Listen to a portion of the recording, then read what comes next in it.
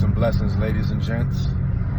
Today I'm here to tell you to unplug from the matrix world. Unplug from the matrix doctrine, the system.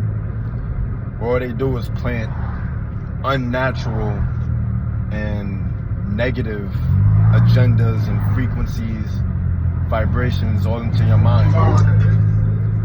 To keep you in the masses and to keep you controllable. Free your mind. Unplug from the matrix. Spend some time in solitude.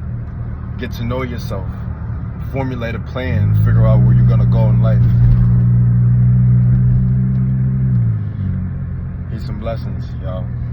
Remember, take heed to these words.